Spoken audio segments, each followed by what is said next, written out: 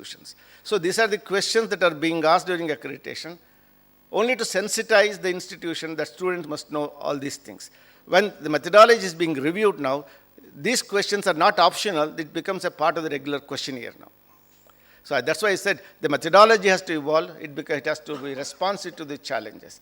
So even accrediting agencies have to be innovative like this. So already we are at it now. Of course, this is how the weightages are given to different criteria. Where I said there are 7 criteria, and when the institutions are going to be accredited, based on their inputs, based on the peer committee visit, and this is how the quality benchmarks are defined. Along with that, I said the different countries and our own NAAC performance. In addition to this, already there is an attempt, not only internationalization of higher education has taken place, even the internationalization of accreditation is being taken place. For example, local accrediting bodies, either it could be NAAC or ACQUA or INQUA, etc. These are all local accrediting bodies in their respective countries. International recognition is being sought by these local, like NAAC or NBA or INQUA or CHIA of USA. These are local bodies. These local bodies are trying to get international recognition as accrediting agencies. It only means that if such a recognition is given by an international body, that means the decision of NAAC or the decision of CHIA or decision of ACQUA would be appreciated and recognized by the other countries. So this is one way of reaching the accreditation decisions to other countries. So this is one strategy of internationalizing the accreditations. The other way is recognition of foreign accrediting agencies. Government of India or the government of Japan or Australia could recognize NAAC as an important accrediting body. So that means the local policymakers could recognize other accrediting agencies as credible accrediting agencies. Sometimes because of these two, convergence is taking place. So this lays the foundation for making mutual agreements that can be imposed on agencies so they perform their activities adequately, comparably now. This is very important. MR means mutual recognition. If mutual recognition has to happen at the degree level, at the program level, or at the accreditation level, the level with which they are playing has to be the same. So like that, it has to be adequately satisfied, comparability is competitive. So these things are taking place even at the accreditation level already. And how do you achieve this? There are international recognition bodies to recognize these things. One is INQUAHE, International Network of Quality Assurance Agencies in Higher Education. It sets standards. Similarly, Asia Pacific Quality Network, APQN. Similarly, European Consortium of Accreditation Agencies, European Network of Quality Assurance. So these are the different agencies at different layers of organization will give a lead or a direction to the quality assuring agencies. We call it as QA agencies, how to perform accreditation. So thereby, it is mutually acceptable and mutually comparable. I can tell you that NAAC took a very important role in the birth of INQUAHE. It is an active member in INQUAHE, and similarly, it is a very active member in Asia Pacific. Of course, it is a founder member of Asia Pacific Conference, Asia Pacific Network. Of course, in brief, INQUAHE, the international organization, has set these are the guidelines for all the accrediting agencies, whether it is in US, Europe, or Australia, or Japan, or Taiwan, or India. These are the benchmarks for accrediting agencies. One is you have to have a robust, credible accrediting agency. Then only it can accredit an institution. So there are two important sets here. One is accrediting bodies, another is the institution. All these international bodies try to impose certain criteria, certain guidelines for the accrediting agencies. If the doctor is good enough, sensitive enough, then only he can diagnose the diseases. Similarly, the accrediting agencies have to take care of these things. These are the best practices or the good practices to be seen in any accrediting agency. And as I said earlier, the NAAC has an excellent international networking with all the accrediting bodies. I can tell you that our experts are on the accrediting bodies of other countries. Similarly, when we do accreditation, we'll have an international expert as an observer for some institutions. So we have to project. These are the institutions which are accrediting. This is what the practice of NAC is. So our experts are sitting as observers in other countries wherever invitations are there. Similarly, for our accreditation process, wherever it is required to project our institutions, to project our methodology, we are inviting them. So like this, we have connectivity.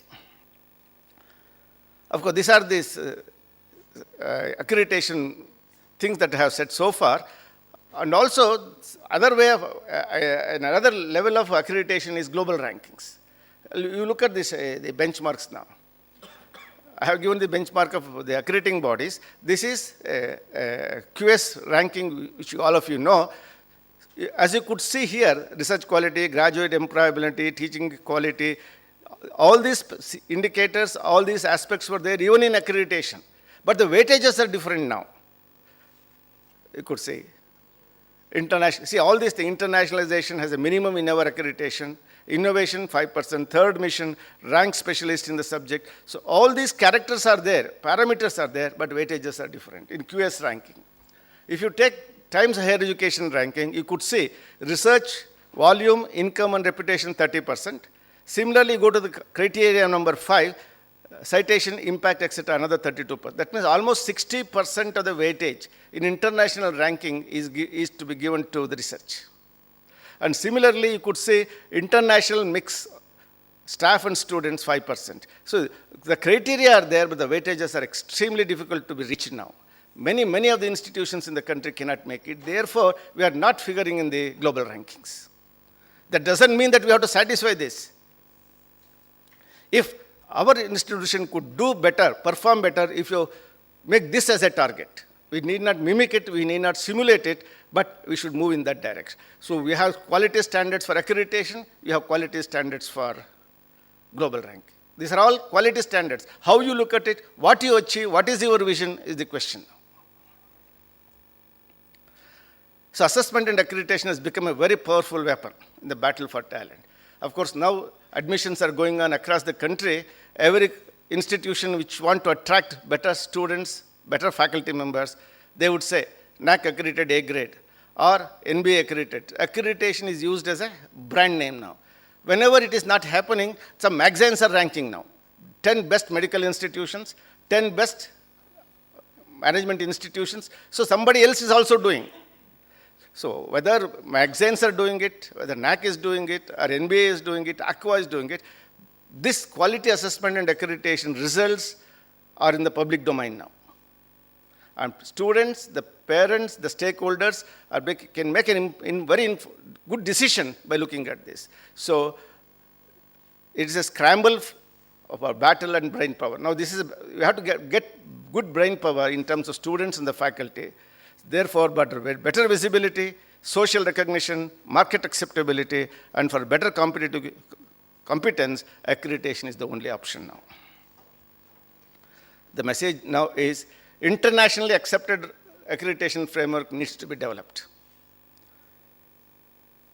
Accreditation to facilitate mutual recognition of programs. It has a lot of consequences. Similarly, accreditation should be a step towards global ranking. That doesn't mean that all of us should get a global ranking, but we should move in that direction. I said there are many institutions of national importance in our country. Every institution has a vision, right? Vision is nothing but an expression of their aspirations and what they want to achieve. But look at the vision of any institution of your choice, whether it is a college or one of the best possible government of India institutions or a state institution or a state university or a center. Every institution has a vision document. And you look at their performance and their achievements. Always there is a gap between what they aspire and what they achieved.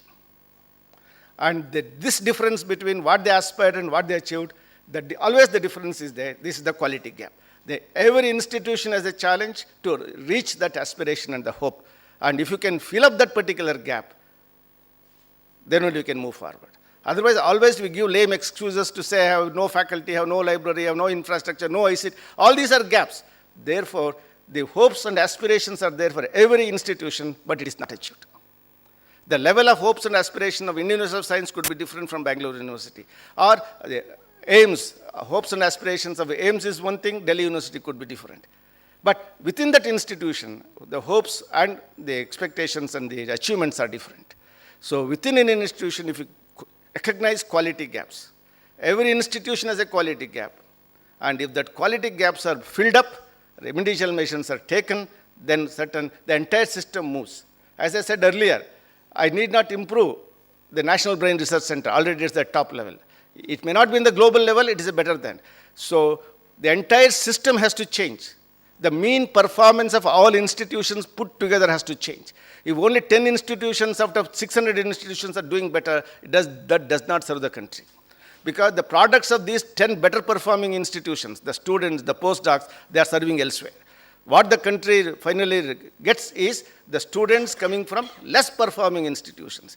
Therefore, for the system to survive, system to perform better, both at the academic level and the economic level, the mean performance of the institutions has to be elevated.